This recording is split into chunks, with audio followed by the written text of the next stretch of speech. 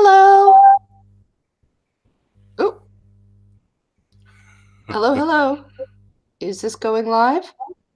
We are live, yeah. Okay. Sorry about that, guys. I don't know what happened. So, hello, everybody. It's that time again when the Culture Club meets. And today we do not, unfortunately, have Christy Winters, but we do have a special guest, the OmegaGeeks. I'm very excited. And we're going to talk about The Yellow Wallpaper, which is a famous feminist short story from Victorian times, really. And yeah, so let me go first to my guests. OmegaGeek, do you want to introduce yourself? Hello, my name is Amanda. I also known as the Omega Geek. I have a show called Fake Media on YouTube where I talk about. I see people come into the chat. Where I talk about psychology in media, and oh gosh, there's me on the camera. And yeah, I'm also I'm a research psychologist, and I'm about halfway through my PhD. Ta-da! Awesome. And Hank. Hi, yeah. I have my own little channel called CultureShot, which is about how I believe if you use culture correctly, or it helps people understand others better, and it grows empathy and understanding. And I want to understand, and a lot of that art is being hijacked by radicals, usually on the right. So I try to amend that. That's kind of the reason for my channel. I studied literature, so hence my annoyance when every time they abuse culture to make their point. So that's basically it. Yep.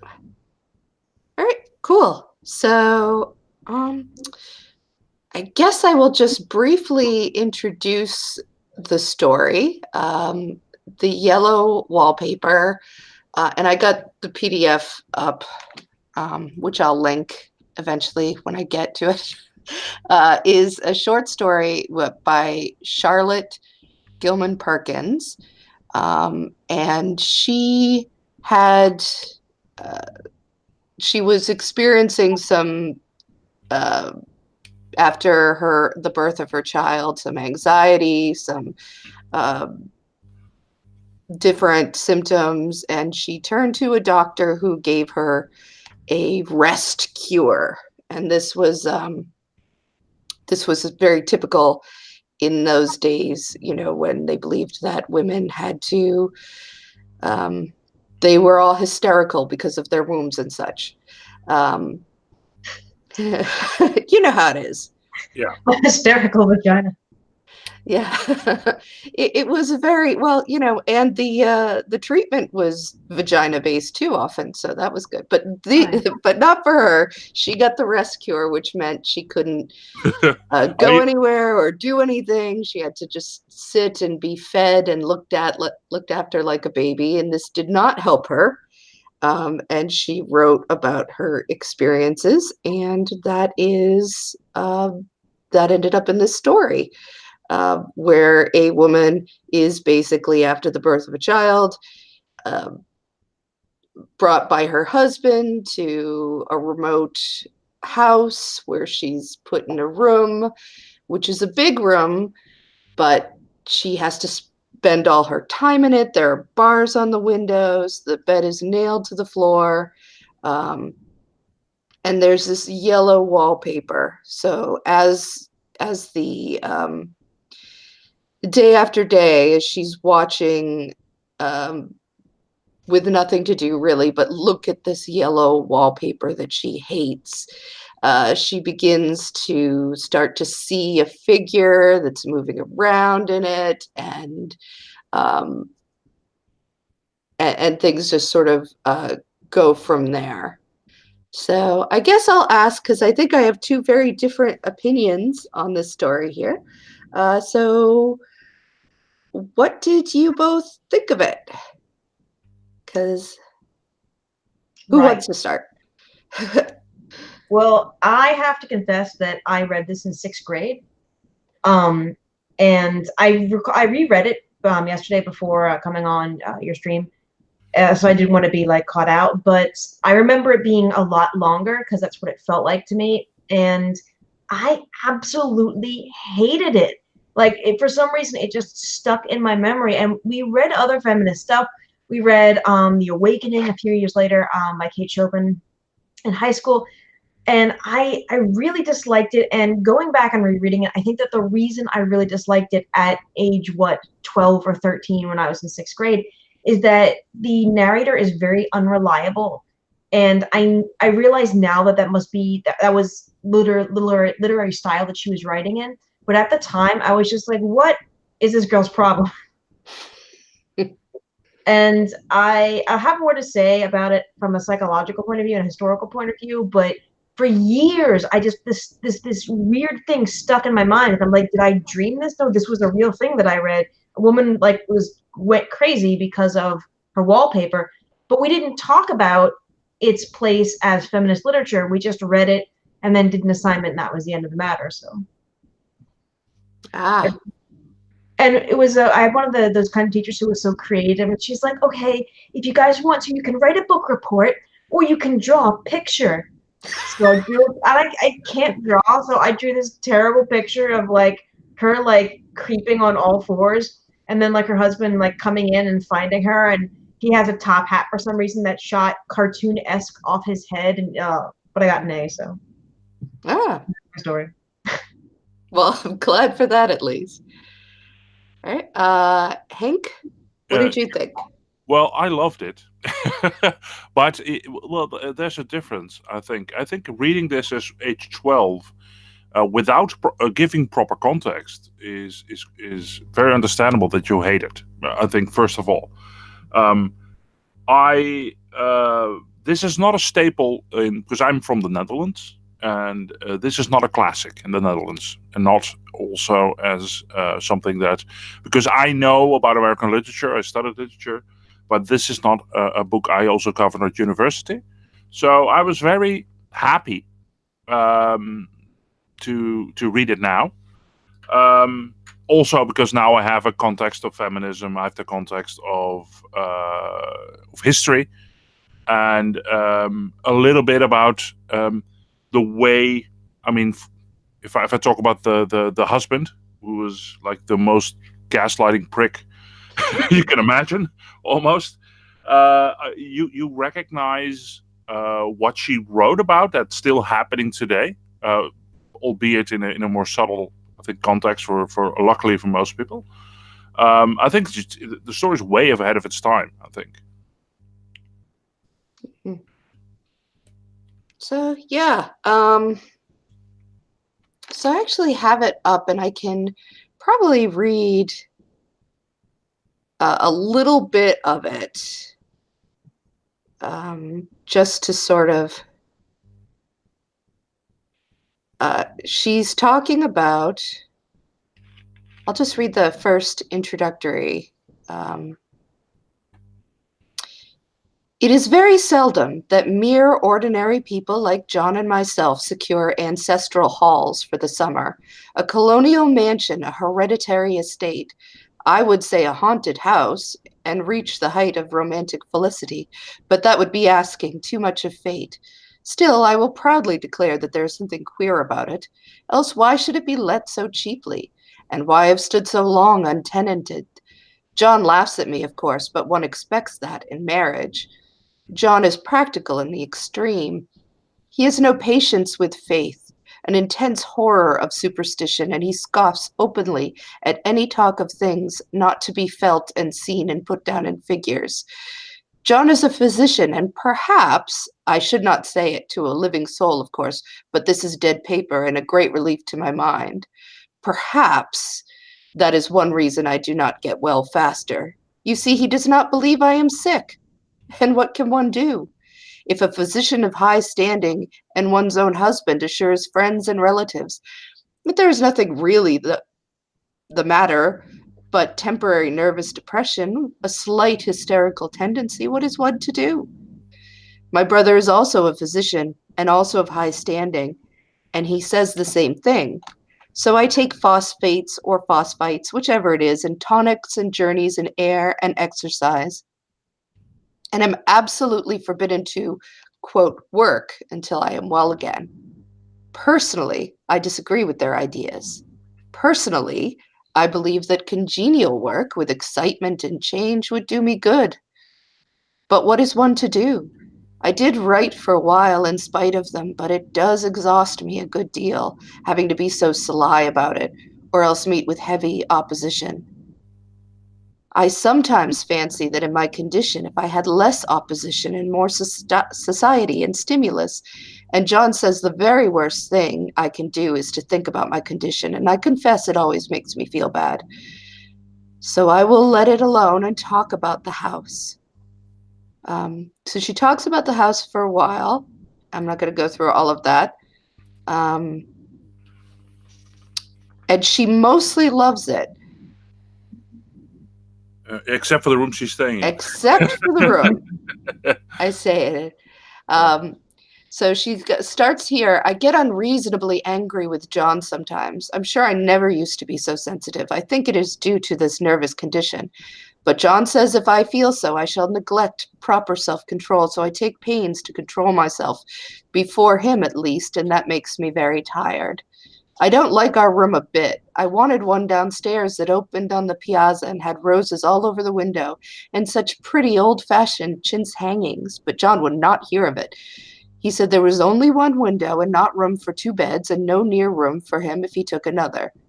John is very careful and loving and hardly lets me stir without special direction. I have a scheduled prescription for each hour in the day. He takes all care from me, and I feel basely ungrateful not to value it more. He said we came here solely on my account, and I was to have perfect rest and all the air I could get. Your exercise depends on your strength, my dear, said he. So we took the nursery at the top of the house. It's a big, airy room, the whole floor nearly, with windows that look all ways, and air and sunshine galore. It was nursery first, and then playroom and gymnasium, I should judge, for the windows are barred for little children, and there are rings and things in the walls. The paint and paper looked as if a boys' school had used it. It is stripped off, the paper, in great patches all around the head of my bed, about as far as I can reach, and in a great place on the other side of the room low down. I never saw worse paper in my life. One of those sprawling, flamboyant patterns committing every artistic sin. It is dull enough to confuse the eye in following, pronounced enough to constantly irritate and provoke study, and when you follow the lame, uncertain curves for a little distance, they suddenly commit suicide, plunge off at outrageous angles, destroy themselves in unheard-of contradiction. The colors repellent, almost revolting, a smoldering, unclean yellow, strangely faded by the slow-turning sunlight. It is a dull, yet lurid orange in some places, a sickly sulfur tint in others. No wonder the children hated it. I should hate it myself if I had to live in this room long. There comes John, and I must put this away. He hates to have me write a word. So I think that kind of gives you the feel of the story and everything. So since we have you here, Amanda, do you want to, or do you want me to call you Omega? Does it matter? Whatever works. I mean, Right. I answer to both. All right, cool. Do you want to talk a little about, from a psychological point of view? Sure. See, here's the thing. So, I reread it first, and then of course I looked up the wiki because that's what you do in situations like that. And so I read the background about how this was based on an actual experience that she had, and that actually really surprised me because she does a fantastic job of capturing somebody in the prodromal or the clinical high risk stage of a psychotic episode, and some of those symptoms of psychosis play out very well throughout the story. I think there's one part where she says that when she was a child, she could just stare at a blank wall and be more amused than an actual kid in a toy shop just by her own imagination. And so, I see that, the author's saying, oh, well, this is someone who has a bountiful creative imagination, and that's great. But what I also see is, okay, is this a child who was able to amuse themselves by watching their own hallucinations? Because one of the things that we find with visual hallucinations, a lot of times it's shifting patterns, patterns where there shouldn't be. I did a piece of research that has been accepted for publication, and it should be up on the journal soon, where we took people talking about their instances of first episode psychosis, and a lot of people who experienced psychotic symptoms in childhood talked about shifting patterns on things that kind of, when they got close to it, they held still or they divided and stuff like that. You can see her become more and more paranoid throughout that, especially the last few pages where she says, "Oh, John suspects something," or his sister who's taking care of me, she has a sly plan. And again, looking at it from outside, okay, the author is talking about how this woman is being kind of infantilized by her whole family, and oh yeah, okay, of course, and they might actually have not really a nefarious purpose, but not a pure purpose. But it does seem to be that little bit of paranoia, and how she sees the woman behind the wallpaper progressively more and more. She concentrates on it. And by the end of it, she's kind of divorced a little bit from reality. She says that she is the woman from the wallpaper. She's creeping about the perimeter of the room on all fours. She makes some irrational decisions. And I was like, wow, this is a really great kind of journey into a psychotic episode. And then I felt like, really bad, because this was, based on her own experiences. And she meant the story to make a point, to tell a story. And here, I'm seeing, a clinical psychopathology in it. So. Mm. And that's my lecture. So, so is it, just because I don't know, is it, when people have episodes like that, what are their chances of getting better so that they can do something like this, like write about it? And it varies in the individual, and it varies on so many different factors, and what kind of psychotic symptoms that they're experiencing. And I mean, I do remember picking up on this when I was in 6th grade, that she just had a child. And the problem with schizophrenia, as the field is coming to realize, is it's a diagnosis that basically means nothing. So when we talk about psychosis, we like to talk about it as its own construct, and you can experience psychotic symptoms covalent or comorbid with a lot of different mental illnesses. Depression is a very common one. So if she's experiencing postpartum depression, which seems to be what the author's talking about, it would be pretty reasonable that she may experience some psychotic features with it. But again, someone's recovery rate would just be dependent on so many different factors. But I mean, I don't know if the author actually experienced this. If she did, that's pretty horrible. And also the fact that the character says so many times, "I wish I could do stimulating people. I wish I could do something."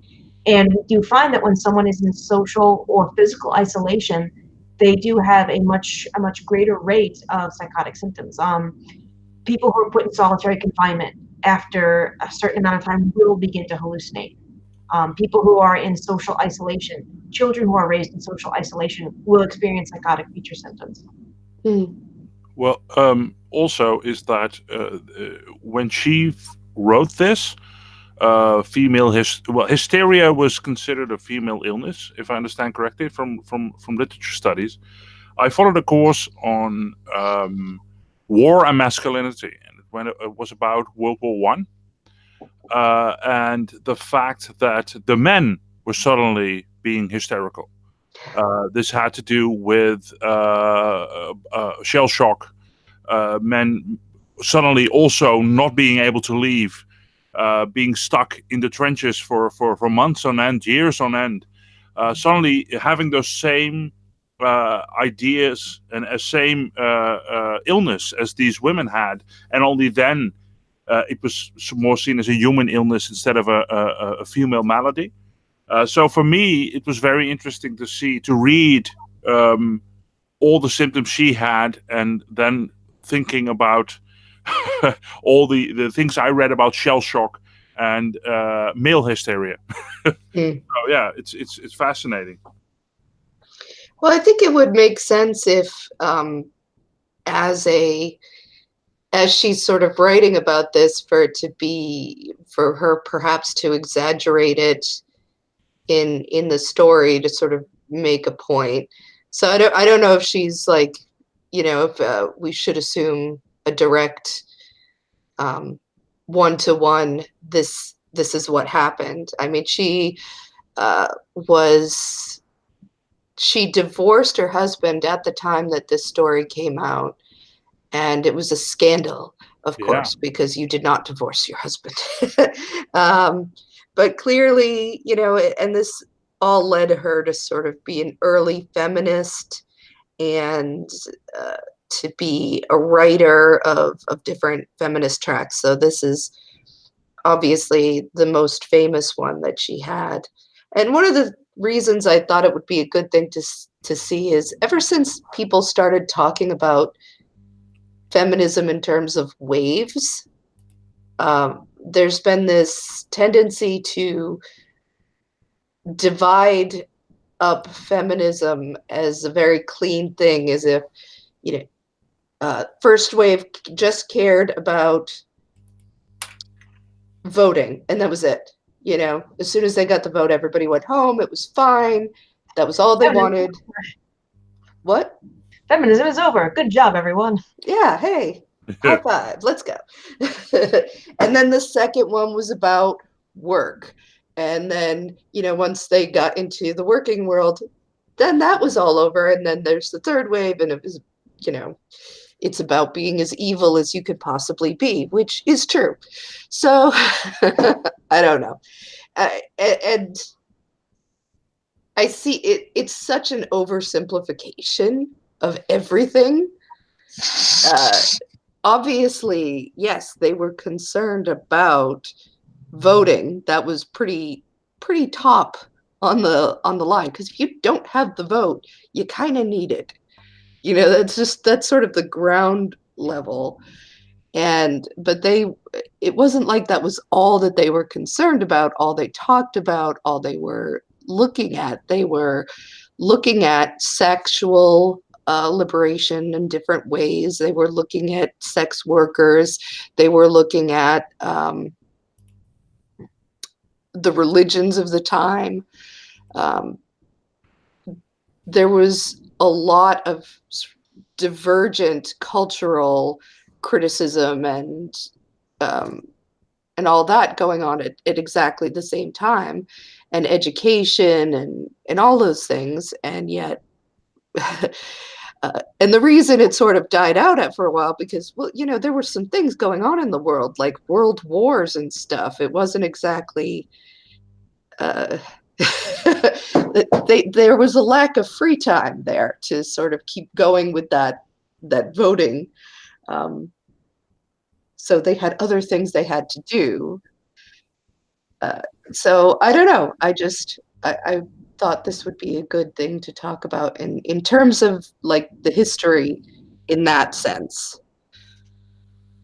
Mm-hmm. Well, one thing that struck me historically, and I had to do a bit of Googling to make sure I wasn't misremembering, is that in the 1860s, there was a type of green pigment that used arsenic.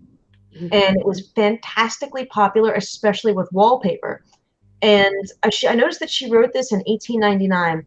And I want to say it was like the mid 1870s by the time people stopped using this arsenic green wallpaper.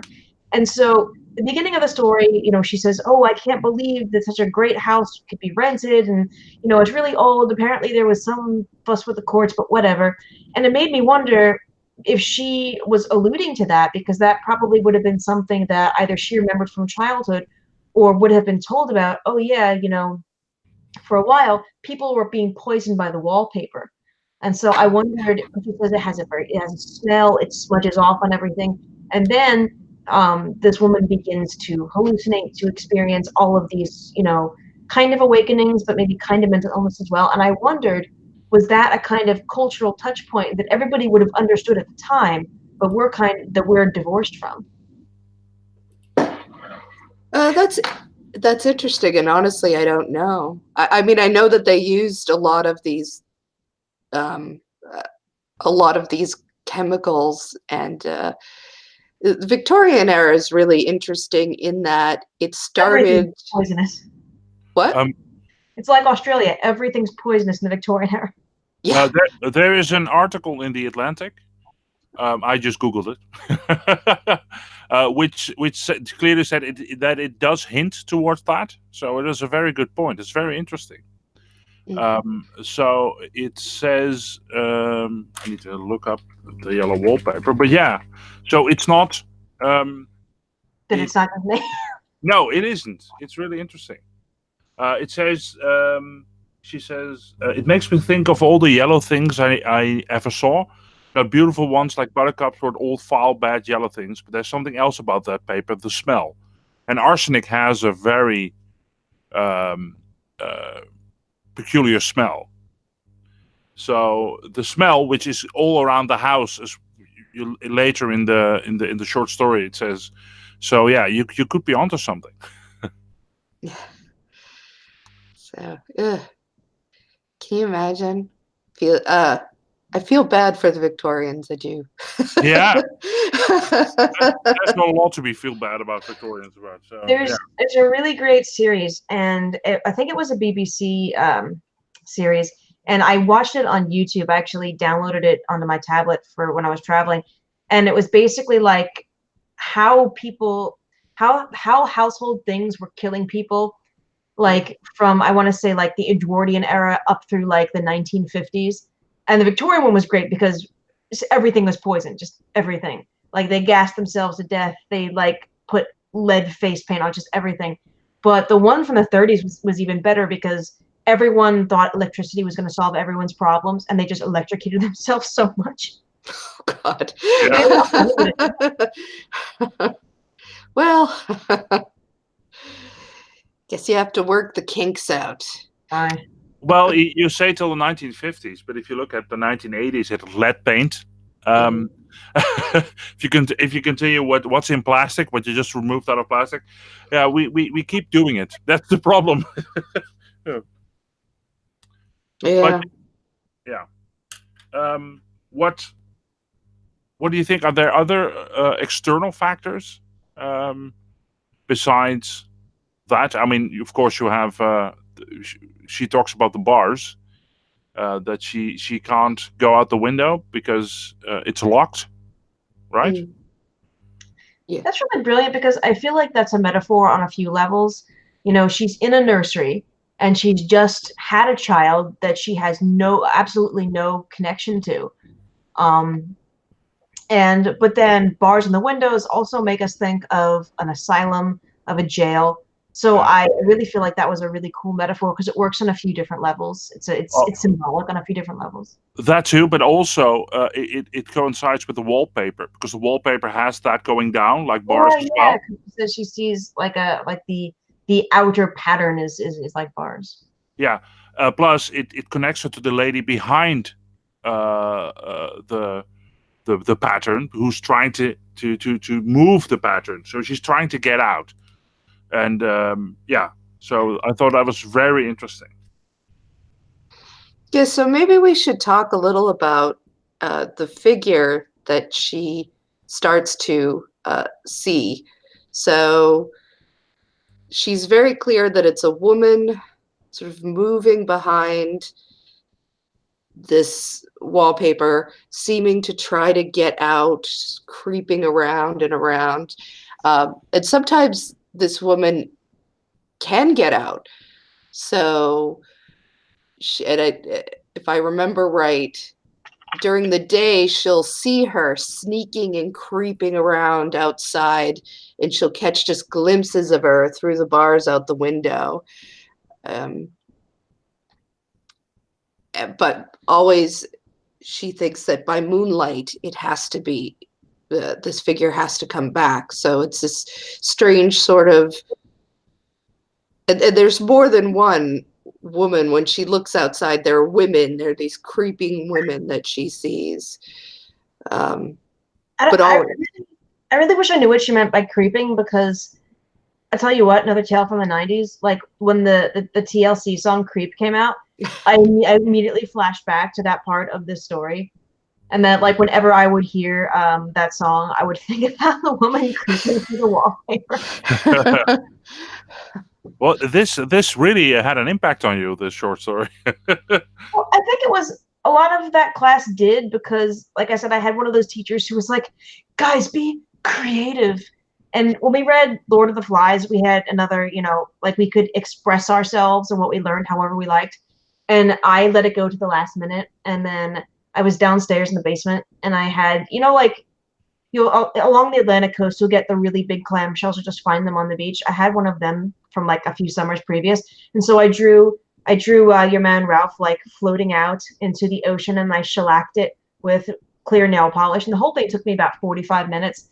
And the teacher was like, "Oh my God, that's so creative." And I told my mom, and she's, "You did not deserve that." I'm like, "No, you're right, I didn't." But I think like a lot of the stuff we read for that class really like just kind of crystallized in my mind. Like we had to read Anthem by Ayn Rand, whatever, the socialist, because she's not a socialist, whatever she was. But because my teacher wanted us to enter this essay contest about it. And I read it and I said, "Miss Parlin, I don't want to do this assignment," because it was extra credit. And she said, "Why?" And I said, "This book is stupid. It's like the most obvious metaphor ever. Like, okay, we get it. You want to be an individual, but you have to be a hive mind. Okay, I've seen Star Trek. Okay, we understand the Borg."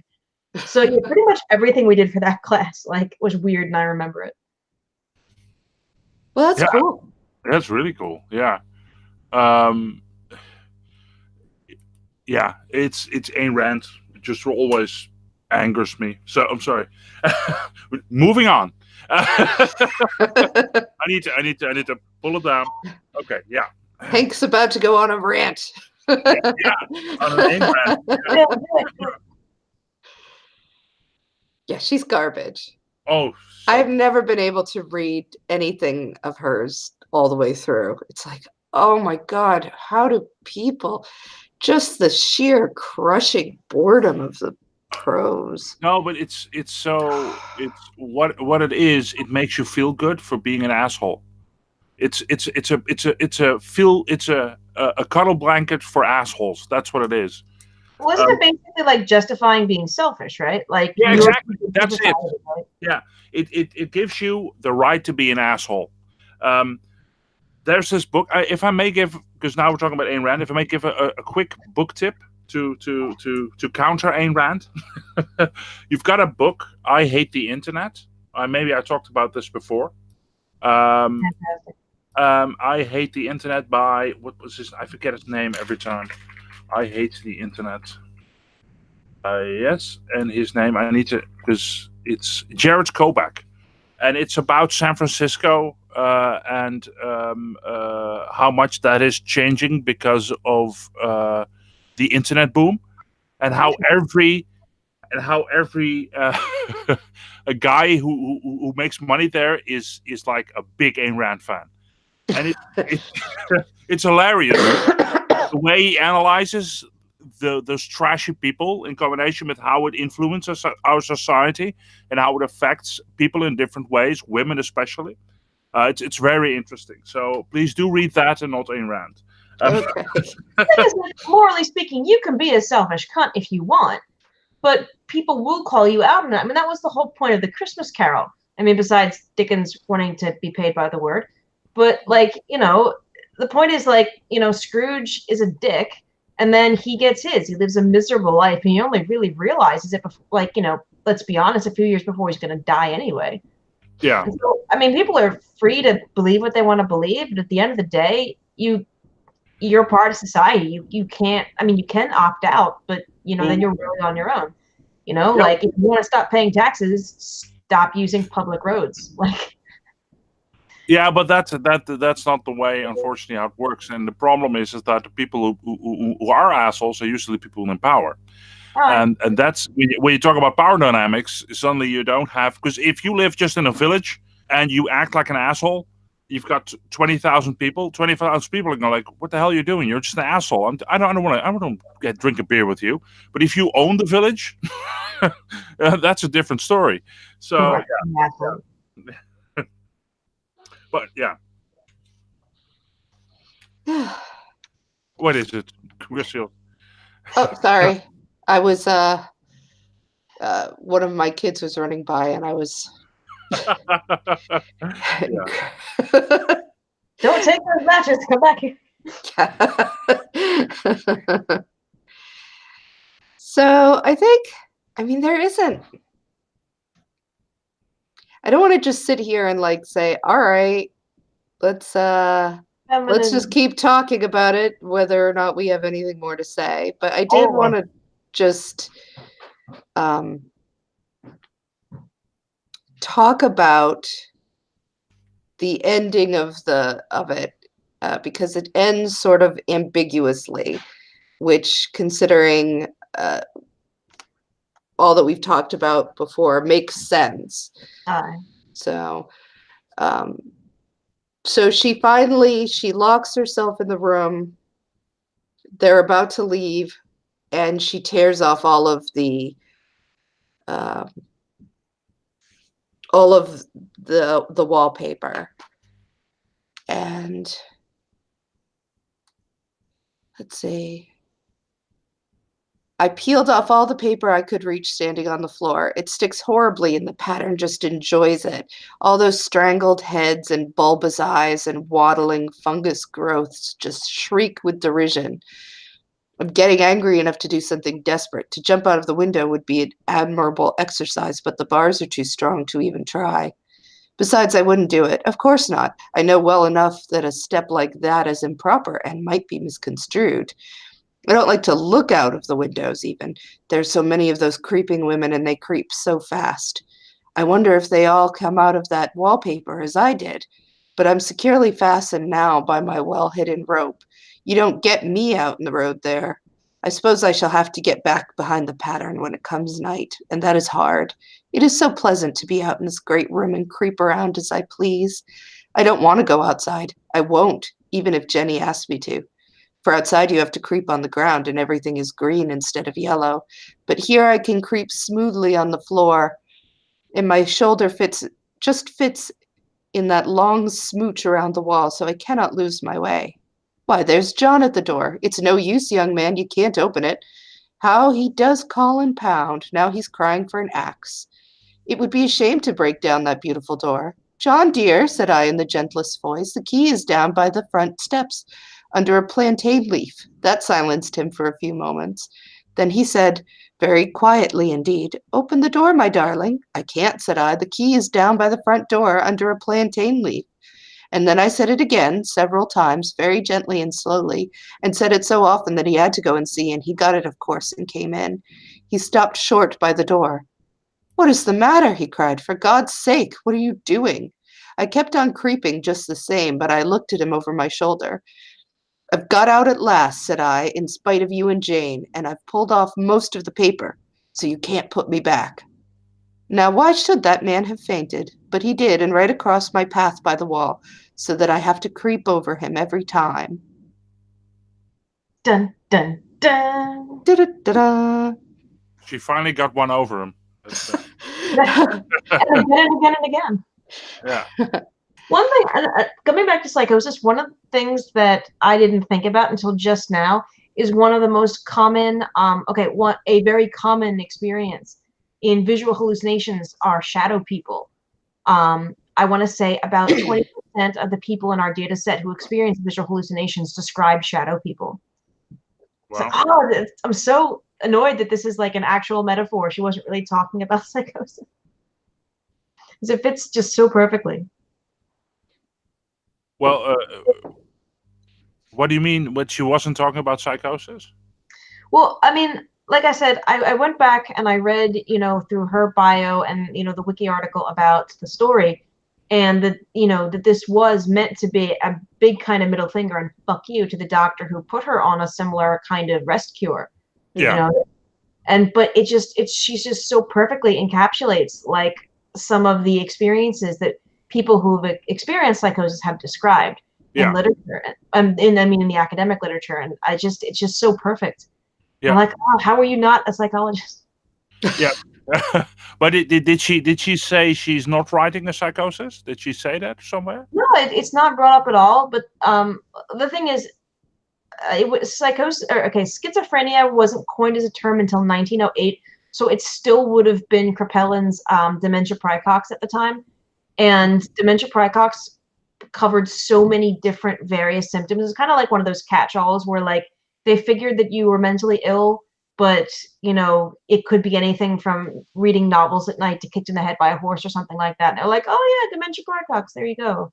And the same thing with schizophrenia. Like what we call psychosis is like 5 specific domains, and if you take the if you look at the ICD-10 or the DSM-5, there's several thousand different ways that 2 people can have quote unquote schizophrenia and not be this, not have the same symptoms. But like the more that I think about it, because my research is in psychopathology, that the more I'm like, oh, this is so perfect. Yeah, but it's sometimes, even if she does it as the big fuck you, I mean, there can be truths hidden in the text that she didn't really imply, but subconsciously knew. Because because it's the classical case of death of the author. I've heard several times that an author says, "Well, I didn't mean that." So, well, that doesn't mean it's not in the text. That's true. I didn't think of that. Because it's the same. Because what you said reminded me of an article I read on Vincent van Gogh. Mm-hmm. He had his painting From a Starry Night, which physicists later discovered is very close to the way light works. And they said it's amazing that he saw that, but he saw it as an artistic depiction, but it also there lies in a greater truth. That's really cool. Mm. And I know that there's a correlation between artistic talent and psychological issues that has never, like, they know that it's correlated, but as far as I know, they have no idea why or exactly what's going on with that. And it's very all over the place. Well, there's the cliff edge hypothesis, which hasn't ever really been, no one's ever really proven in a large data set, the idea that you would have a lot of people in a family with a lot of specific traits, like maybe different intelligences, like, propensity for talent in music, abstract thinking, artistic talent, and stuff like that. And some people had proposed that if you get enough of those genes together, the overall genetic load would kind of push you over a cliff edge into serious mental illness. And it's one of those theories that sounds like it's really, really sound, but no one's ever been able to conclusively prove that with a polygenic risk score or anything like that. But a lot of people still research into it, so. Mm. Yeah, but it is fascinating, though, because if you look at most writers, most artists, indeed, that I admire have had their struggles psychologically. Maybe because they're more open to certain things as well. They view things in a different way. But yeah, it needs to be scientifically proven. If I may make a small point on this. It's almost, to me, it's like the alter ego of a room of one's own. In that, because the protagonist here has a room of her own, basically, but she's locked in it. She's locked in her room. And I think 35 years later, Virginia Woolf wrote an essay called A Room of One's Own, where she actually said women should have room to work. Because here the woman, the protagonist, needs to hide that she's writing. Writing is her escape, and her husband doesn't let her. And Virginia Woolf says 35 years later, a woman needs a room to write. So I thought that was ironic in a certain sense to see those two juxtaposed, those two opinions. And what else I noticed is that more and more as this 3-month lease of the house goes on, her husband has to stay in town for quote unquote serious cases. He's sometimes gone overnight. And first thing I started to think was, oh, I bet he's having an affair. So the wife's a bit ill, so he, you know, he kind of like shoves her off in the country, and oh no, I'm working. I have serious cases, and serious cases, my ass, dude. It's 1899. You're sleeping around, man. I mean, I ain't saying, I'm just saying, but you know. Well, it would explain her paranoia as well. That subconsciously she knows. That's true. Yeah. It's not paranoia if they really are out to get you. Mm-hmm. Exactly. Yeah, true. That's very true. Well, I felt like, and it's interesting that her sister, or sister-in-law rather, that she also thinks that her sister-in-law is sort of out to watch her, out to get her. Because it I don't know, like, again, it's that whole narrator who, what do you call it? Unreliable narrator, where you're just not sure if she's seeing something real or if she's just thinking that this is happening. I don't know. It's a weird, it definitely makes one think that she would have been better off not locked in a yellow room with arsenic wallpaper. Yeah. Well, not lock people in yellow. I mean, I was thinking about that character because obviously when you write something, people are where they are for a reason. You have characters for a reason. Mm-hmm. And so I'm thinking about this character. Oh, you know, like I have, you know, pretty good relationships with my brothers-in-laws and sisters-in-laws and everything. So I'm like, oh, well, at least she's got her sister-in-law there. They can chat, they can have the crack and all that kind of stuff. But then is the sister-in-law actually meant to kind of be like the obedient woman, like, you know, the cat's paw of her own brother who says, oh no, sure, you must take good care of my wife because, you know, she is quite ill, and she's the woman who's very docile and very like, oh, whatever a man says is right and it must be the way, and of course, yes, you know, I can't let my sister-in-law be writing and stuff like that. That's terrible for her. So I did kind of get the feeling from the beginning, the author's beginning description of the sister-in-law, that maybe, you know, she was kind and had her best needs in heart, but then I don't feel like the sister-in-law's intent might have changed, but I feel like the character's perception of her intent changed, seeing her as complacent and therefore part of the conspiracy. Yeah. Patriarchy conspiracy. Mm-hmm. Well, she doesn't really come off as positive. No, she comes off as someone. But there's this one thing, which I suddenly remember, is that the sister was also touching the sister-in-law was also touching the wallpaper. Oh, right. And then she's like, no one shall touch it but me. And I was like, yeah. No, but also, she says, well, everyone gets it on each other. It's on your clothes. It's on. Right. Could it also be that the arsenic is also changing the husband's behavior? That's true. That might be why he would feel compelled to stay away, because unconsciously he doesn't even pick up on the fact that he feels better when he's not in the house. Could be, yeah. And unlike her, he has the opportunity to do so. Oh, there's just levels and levels and levels. See, I wish I'd written about this back in 6th grade. 12-year-old you would have knocked their socks off, yeah. I would have. Harlan. Well, actually, it's a medical. So, I guess the question that she leaves us with is, was this an escape for the character? Or is this just her having gone completely psychotic into a psychotic episode? And what do we think about that? Because she says it as if it's triumphant. I'm out now. You'll never get me back, you know. But in reality, of course, she's probably on her way to a mental institution of some sort at some point. And that's right in the golden age of psychiatry, where everyone realized, wait a second, people sometimes experience psychosis when they have syphilis, because the syphilis is basically eating away their frontal lobe.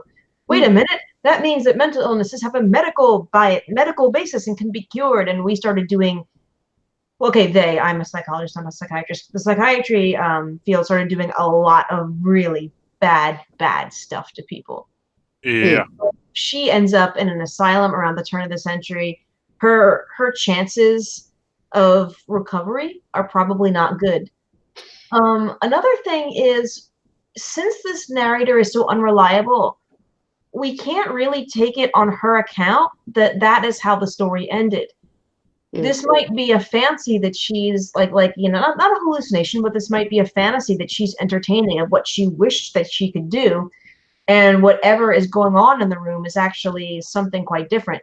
Like how in the Metamorphosis, your man says, "Oh, I turned into a giant bug," but it's a metaphor for his mental illness. He wasn't really skibbering about, on the ceiling, but the family reacts with revulsion to his mental illness as if he were a giant bug. So it's just one of those things. It's like One Flew Over the Cuckoo's Nest, like the Metamorphosis. Like, you really aren't sure. Yeah. Well, the question is then, does that matter? That's a good point. Yeah, because that's the fact that she's feeling it. I mean, because I didn't see in the text. Well, I saw because everything is unreliable, so I'm going to take it at face value. I do think one thing that struck me as weird is him fainting. Yeah. Because that to me sounds like wish fulfillment. Because between quotation marks, he's so strong because he has the ability to be strong. So that to me was could support your theory. But yeah, it's when you have something like an unreliable narrator, and especially at the beginning, if you have like a novel, you just go nuts every time. Is this true? Is this? The fainting was weird, especially when she, okay, let's say he fainted. Okay. Maybe it was the arsenic. That'll do it to you. Yeah. And it's a lot of ripped arsenic. While a lot of the dust in the air, she's been tearing down that wallpaper. Exactly. Yeah. But then she's crawling all over him over and over again, and he's not getting up. So what the hell is that about? Like, you would think that even if he sort of swooned, he would be, once somebody starts crawling on top of him, he would start to come to. Yeah. And also the fact that he's a physician. Now, he's not a surgeon, so it's possible that he could be squeamish over blood, but as a physician, I don't see that. And that's what makes me think that what she's describing at the very end, the condition of the room and her condition, might be a lot more serious than she's intimated. And one thing I didn't think of until now, and this is a real stretch. She says, "Oh, you can't get, I'll not be taken out. I have my hidden rope," and it's potentially possible that she's hung herself, and that's the scene that greets him. And it's not that he's calling for an axe, and she says she has to say it many times. The key is downstairs. The key is downstairs. He might have gone to look for the key independent, come in, found her deceased, but it's her last bit of consciousness, and this is the kind of scene that she's experiencing, or the fact that she had taken her life, and the narration continues on after death. Well, that's a real stretch. If you hang, because I'm sort of if you look at it from her perspective, if you hang and you go and you swing back and forth, you're kind of over someone, not over someone, over someone, not over someone. So that would be consistent with the movement they're describing, going over him without him noticing. But yeah, that would be really grim. Oh, that's creepy. Yeah. Yeah. Oh, what the heck?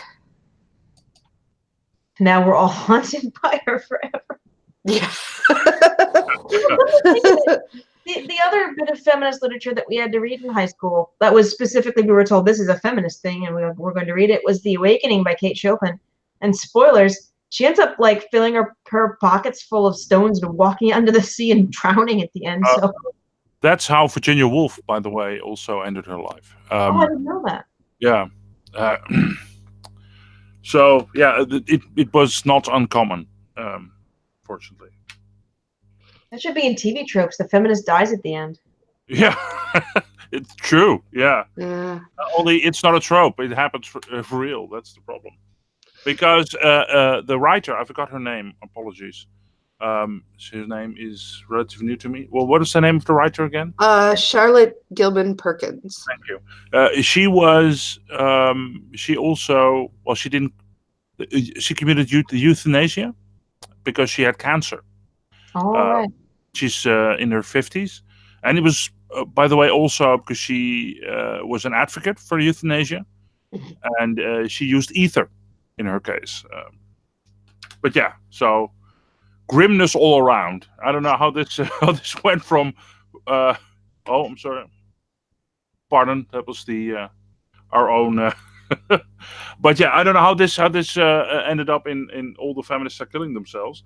But Well, I mean, yeah, I think that goes partly to the whole before their time thing. It must have been hell to be a feminist back then. oh yeah, yeah, well, absolutely.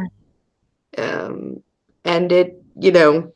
it's not necessarily a big piece of cake now either, but back then it just must have been to try and convince people that you were a human being over and over again, and just being denied at every level must have been just hell. And that's really interesting. Oh, sorry, go ahead. I was also going to say, I don't know this, but a lot of people who end up, it's been my experience that people who end up activists often have had traumatic things happen to them of various types that sort of, it shows kind of red pills you in its own way when something terrible happens and you see things in a new way. And then you go out and decide, well, now I'm going to try to change the world so that this doesn't happen to other people. So I don't know. Might be a little of both of those things. Mm-hmm. It also seems to be one of those things that's clearly delineated by class and race as well. Like, the famous Sojourner Truth speech, Ain't I a Woman, which apparently she, gave in just basically perfect, educated English. But when it was, written down, people thought it'd be quote unquote more authentic if she sounded like she was an uneducated woman, an uneducated slave woman. But her point was that, I see like, oh, hold the door for a woman, but aren't I a woman as well? And women have these kind of social rules, but aren't I a woman? And so you see that there's a big difference in how working class women are treated and how upper class women are treated, like during this classical time in classical literature, and that's pretty interesting too. It's interesting, by the way, that sounds like a reference to Shylock in the Merchant of Venice. If you prick me, do I not bleed? And he says about being Jewish. So it would be fascinating. I don't know exactly if she was inspired by that, but that would be a nice essay. Let's just put it that way. Yeah. Now that nobody's like grading us, now we come up with all these fantastic. Exactly. I need to have a meeting with my PhD supervisor and be like, okay, this has nothing to do with my thesis, but I need to tell you about the Yellow Wallpaper, right? Because I need someone clever. Well, it definitely, this was right in the sweet spot of white feminism, where these things were breaking up and people were separating, because there was a brief period where it could have gone either way, and it went kind of, as you would expect, it went to white women who were upper class, sort of just caring about themselves mostly, and not caring as much about people who were Black, people who were working class,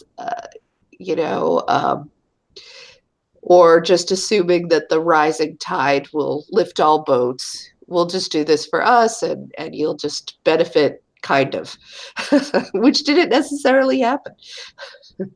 So yeah, I mean, this is definitely a white woman, and at least a middle class to upper class white woman. I mean, if her divorce gets in the papers as a scandal, she must have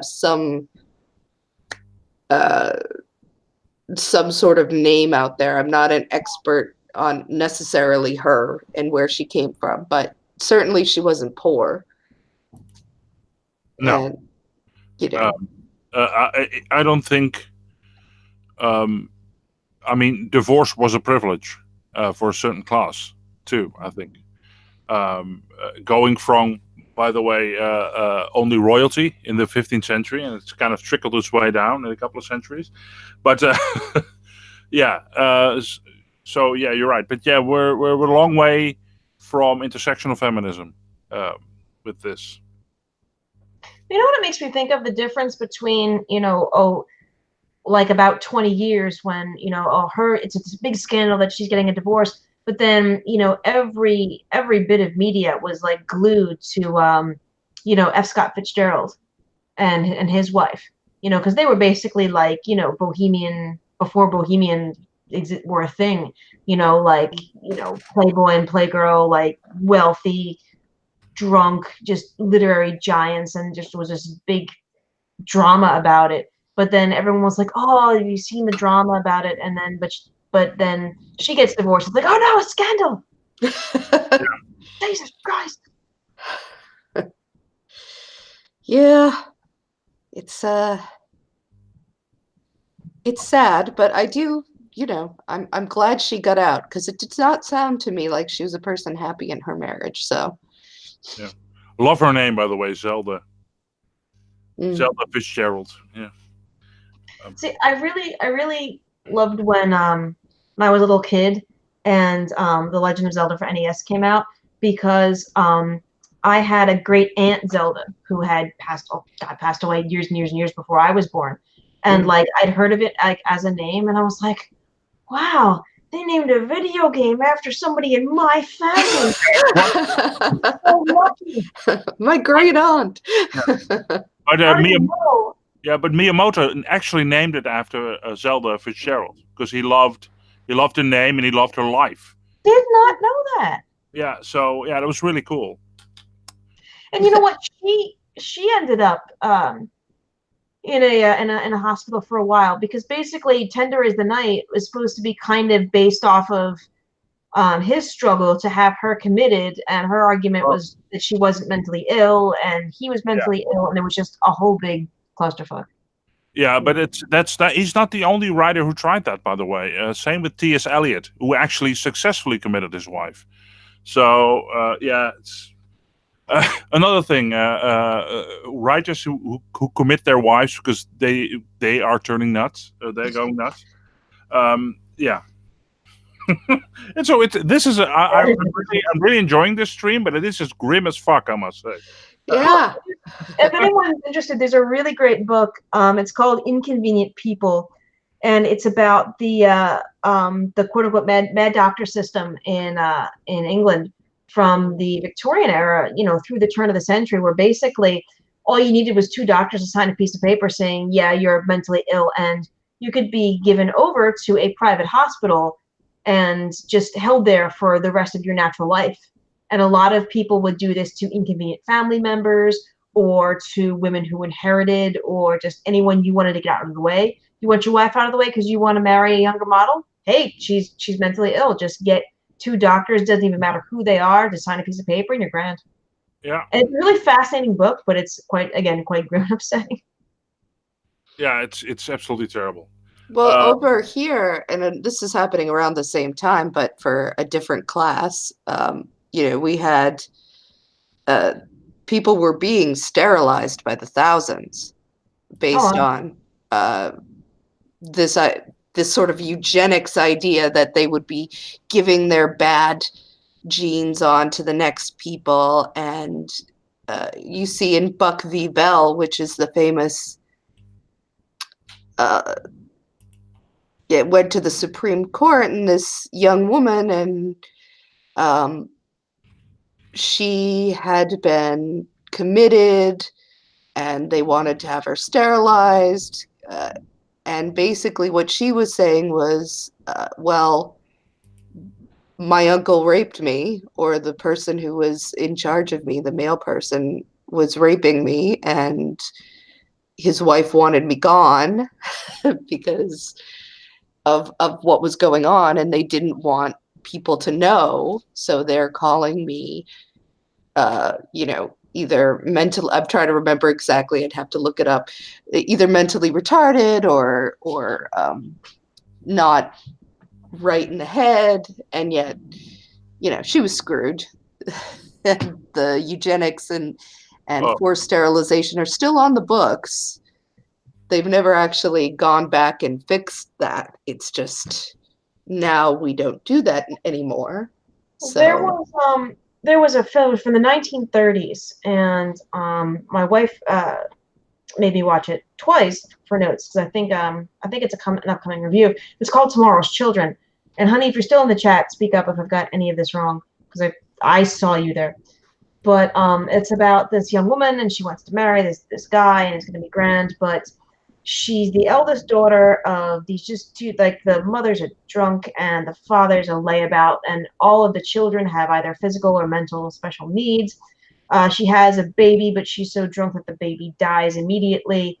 And so what the city wants to do is they want to sterilize the mom and the dad and sterilize her. And she doesn't want this because she's been proposed to. She wants to start a new family, but it's the law if they have to. And spoilers, you find out at the end that it comes to it that the village or the town priest knows that she was actually abandoned at birth by a young mother, with this family. She's not a member of this family. And so at the last minute, as she's about to be sterilized, the judge gets the order through and she's not sterilized. And, she and the husband get married and have a baby and stuff like that. But yeah, I mean, people don't like to talk about it. And I mean, we have to learn about it when in psychology, especially in the UK. But psychology and psychiatry were responsible for some pretty horrific things. And we were all up in eugenics in the 10s through the 1930s, right until it came out, what the Nazis were up to, and then we were like, oh, well, shit. This is going in a dark place. Who would have guessed? Right. No, but to be fair, all about that too. but to be fair, everyone in the upper classes was in eugenics at that time. Right. So if you look at D.H. Lawrence, who wrote Lady Chatter's Lover, he wrote in a letter to one of his friends that they should take the lower classes, lure them in with drinks and a band into the Crystal Palace and just gas the place. That's what he basically says. What a charming individual. Yeah, no, but Virginia Woolf, who I greatly admire, says that she can't walk across the street because she sees all these horrible people who look like savages. She says, and they should cull them.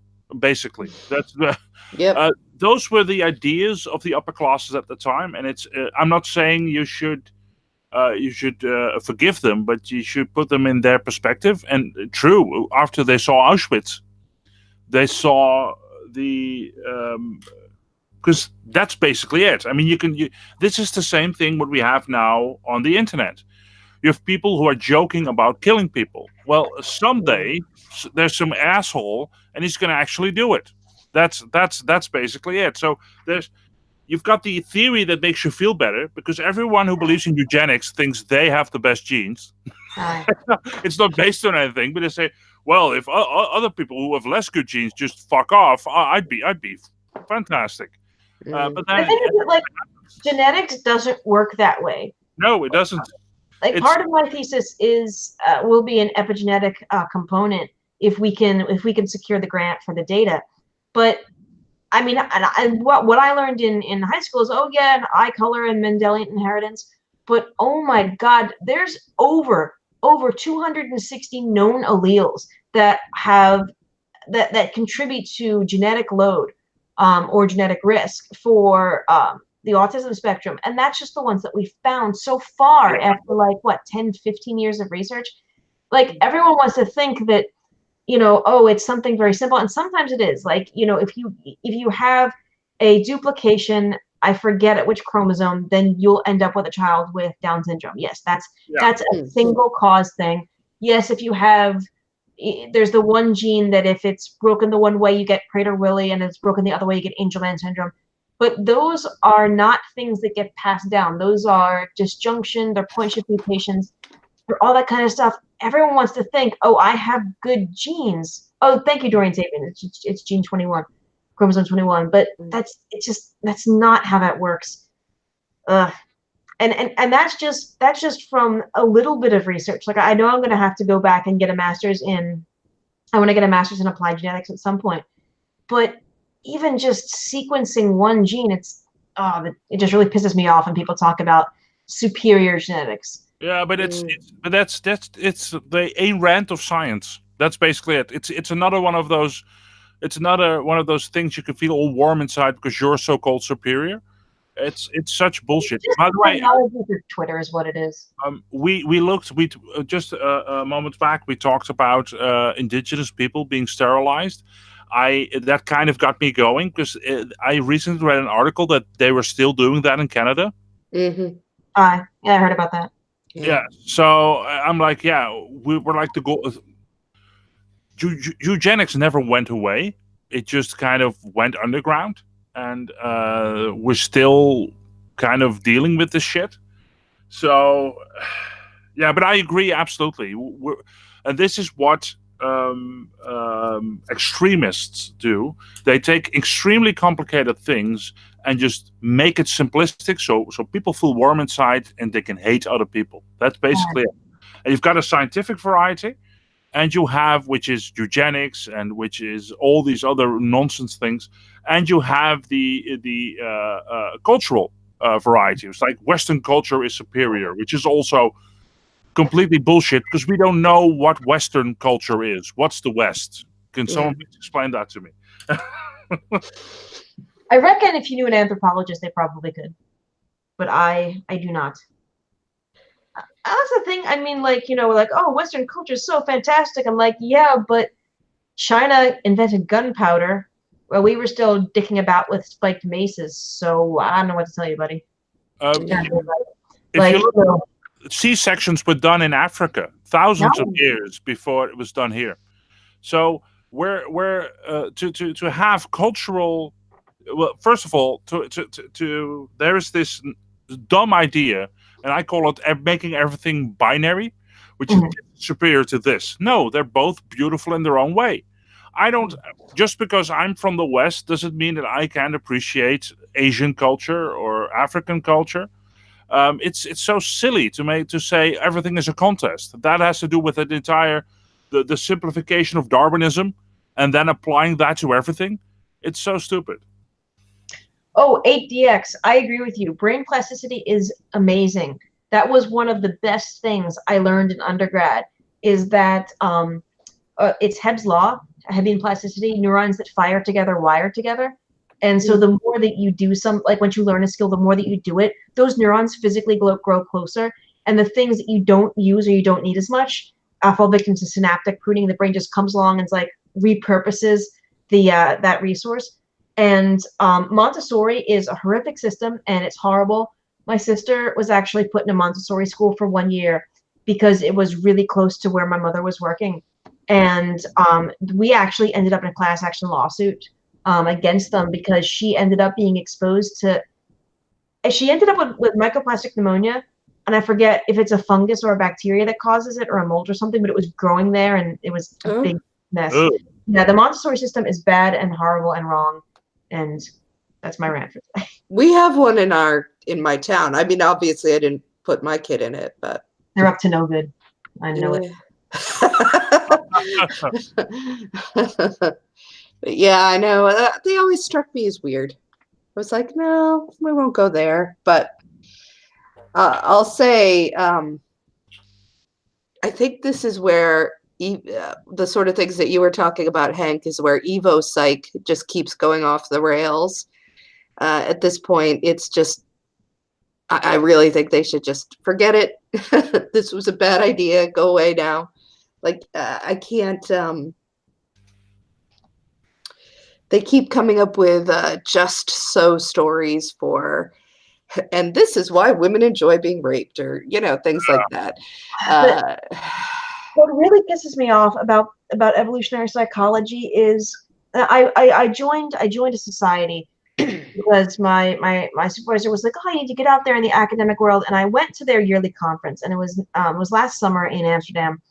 And the reason I went was because if you were a student member, you didn't have to pay registration, and it was 20 euros for a bed in a hostel that they had paid the rest of for. Oh, nice. So basically, I was like, all right, well, I have to cover my flight and food and incidentals. Yeah, no, this is grand. But it really wasn't what I thought. There was nothing about epigenetics. There was a lot of mathematical stuff, and there was a lot of what I like to call, sweaty t-shirt sniffing kind of studies. And I really, really, really dislike people trying to use evolutionary theory to prove their little pet preconception. Because unless you can point to the fossil record, like unless you can say, oh, look, here's a Neanderthal skull with a hyoid bone that supported the base of a tongue, we can theorize that they would have been capable of speech. You can point to the fossil record and say that. Or if you can point to an uncontacted group of people, or a group of modern, like a hunter-gatherer society, and say this is what they did, we can theorize that this is something that might have been universal at one point in time. It's all just so much pissing in the wind. Yeah. Evolution is not a computer program. It's kind of like the hand that pushes the windmill that turns the grain, that makes the river flow, that makes the butterfly, the whole chaos theory kind of thing. It's one of those things that's just so distant to our motivations to say, oh yeah, like who was it? It was one of those alt-right YouTubers that said, men evolved to be Ghostbusters and women evolved to have Etsy stores. And I think. Well, oh no! I think it was Joe Rogan. Could it be Joe Rogan? No, he's famous. It was one of those ones that's not famous, but I know. Oh no, it's not Joe Rogan. No. David Cerny, that's who it is. Oh. Oh. Yeah. Because I think it was the H Bomber guy was making fun of him, and I was like, how could men, you can't, everything exists. There was no like Homo erectus crafting, like It's such bullshit. No, but it's. So this is also your rant. Is why one of the many reasons I hate Jordan Peterson, because Jordan Peterson always has these. For instance, women wear makeup because we like to gather fruit. That's what he said. He uses women wear makeup because some of them like to. Exactly. Other women wear makeup because it's expected of them. I don't wear any makeup because I'm gay and therefore exempt. But no, but here's the thing. Jordan Peterson thinks that women always have like several reasons to do things, because he also thinks that women like Islam because they like to be subjugated. And both things are just bullshit. And I'm like, how does anyone take this guy seriously? Because he's using his field of study, and I'm sure he's pretty good at it. Because he's like, I'm not saying all PhDs are good, but yeah, I'm sure he's quite good in his microcosm of a field. He's a clinical psychologist. He needs to stay the fuck in his lane. He's not a biologist. Exactly. He's not a cultural anthropologist. He's a clinician. This is what the point is with many very smart people. If they say something within their expertise, I'm like, okay, go ahead. Anything outside of expertise, shut the fuck up. Well, this is true, and I think there's a certain kind of personality that just don't get that, because most of the people that in my cohort, like if someone asks me a question about dosing or psychopharmacological medication, I'd say, you know what? Ask my friend, because she's a pharmacist. Her first degree was in pharmacy. You have to accept there's going to be stuff that you just don't know. I don't have any clinical training. So if someone says, hey, can you diagnose so-and-so famous person? I'm like, of course I can. I've got no clinical training. Yeah. I mean, another thing is that he ruined lobsters. Because when I was 3, my parents got lobsters to make, and my mom let them skitter around on the kitchen floor, and I got to play with them. And then we ate them. And then ever since then, I've wanted a pet lobster. And that was my thing since 1983. And now And now it's like a weird alt-right thing. And I was like, no, lobsters were mine first. Dickball. No, but Well- I need to make one. Sorry, I need to make one. If you want to talk about other things, yes, but accept smarter people. That's all I'm saying on that Alright. subject. That's all I'm saying. Sorry. Well, Go as ahead. a tradition, in his book, 12 Rules, he describes some times when he had female patients or women patients that it really sounds to me, and this is almost going back to the Yellow Wallpaper, like, oh, Yeah. what the fuck? You should never have had a woman patient. Somebody, one of the women who she used to drink a lot, he lets us know, and she was his patient. And at one point, she tells him that she was raped, and it happened more than once while she was drunk. Like, I can't remember, like, she'd been thinking about it, and she realized, sort of in retrospect, that she had been raped and this had happened, and it happened more than once because of having too much alcohol and being around people. And he doesn't believe her, really. What? He does not. Oh my God, that's such an ethics violation. It doesn't seem like he said to her, because he's going through what's going on in his head, and he sort of said, "Well, I could have gone and told her that she was definitely raped and she was right, and that would have validated her, or I could have said, you drink too much and this is ridiculous, and why would you say that?" And that would have done anything. And he said, instead, I just kind of did nothing, just sort of, did the, I don't know, psychologist. Therapist thing. Uh-huh. Well, I'll tell you what, I've volunteered for several years with Victim Support Northern Ireland, and we're a charity that anyone who's been the victim of crime, they can come to us, we can try to help them out, even if it's something just as simple as just listening. And I've been a first disclosure for sexual assault before, which means the client hasn't talked to anyone else, that we are the first, not institution, but we're the first organization that is hearing about this. And so legally, in the UK, I can be called to testify. And so what I've said is, okay, we're not going to talk about what happened, and we're going to talk about how this affected you and what I can do to help you, because if I know any of these details, I could be called to the stand either for you or against you. And my client was very insistent, on, wanting to tell me what happened and the details. And I said, look, I don't care what the details are. You were sexually assaulted. I believe you. You don't have to come to me and prove anything. I believe you. You're here. Let's talk about how we can help you, and what we can do for you. And just because this was right when the big rape trial in Belfast was going on, just a lot of people who come to us who have been sexual assault victims, who, I mean, we're not first disclosure, but just so, the first thing they want to do is tell you all about it. Tell you, I already believe you. You're fine, and just someone saying it's okay, I believe you, and not having to justify that. That's just it's so powerful. Yeah. So I was really pissed, and I was like, God, why would you ever treat a woman?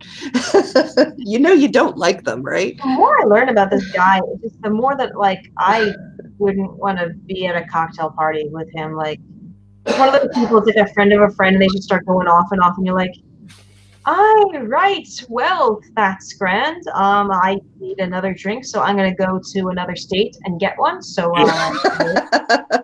No, but also he claims to be. He says for years now that he's anti-Marxist. He hates Marxism, absolutely hates it. And then recently he had a debate, and he just confessed he never read Marx. I saw that. And I'm like, Twitter. dude, I mean, this is what I mean. If you don't know what the fuck you're talking about, shut the fuck up. I'm not saying that. I mean, someone can evolve outside their field of expertise. but you've been ranting about Marxism for years, and he just read the Communist Manifesto, which I read in like, you can read that in an hour on the toilet, basically. It's I'm baffled. I'm baffled by the stupidity, the arrogance, the combination of the two. Yeah, it's absolutely absurd. Which is also, he's the kind of guy. If it come back to the short story, he's the guy in the book. He belittles women. He thinks, oh, yeah, okay. You silly goose! You should just listen to me. Basically, that's what he's basically saying, and he can't do it. He knows he can't do it anymore. If he were born in the Victorian era, he would be like a pig in shit. Because he could say to every woman, "Oh, shut up, you silly goose." That's not what happened. You just stay in your room, and now he can't do it. In one of the interviews, he said, "Well, I get angry with women. Women abuse their power because I can't hit them. I can't hit them, and they know that." And I'm like, "What are you talking? Why do you want to hit people? I never want to hit a guy. It's stupid." Yeah, it's Jordan Peterson, a pig in shit. That's fantastic. Someone needs to use that as a YouTube video title. I mean, I ain't saying, but I'm just saying, like. I can make Jordan Peterson the Victorian pig in shit. Yeah.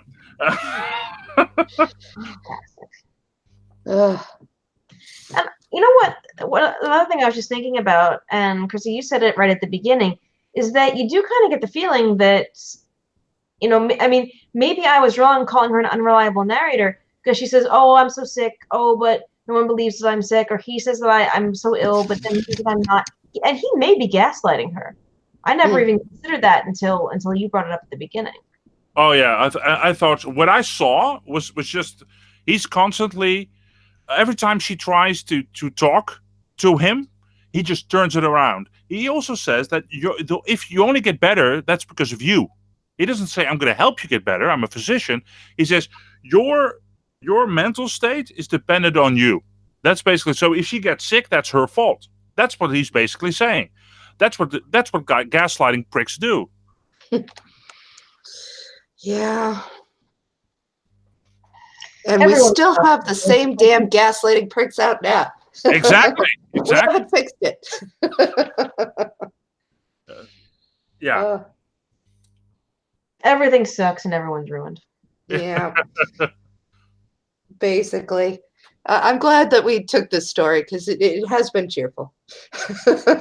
Despite the grimness, it has been cheerful. Hi. No, it's a good story, and people. It does have some things that even can come out today. So. Yeah, I really kind of wish that, like, you know, we've been given a lot of the background on it when we read it, because it was just one of those things where you came into class that day and there was, like, you know, a document that had been photocopied so many times that it was really hard to read the writing. It was that dark, you know, stapled, and all right, so go home and read this and then things and stuff. And I don't remember ever discussing it in class. We discussed it amongst ourselves because I was like, "That wallpaper, right?" And everyone's like, "Yep."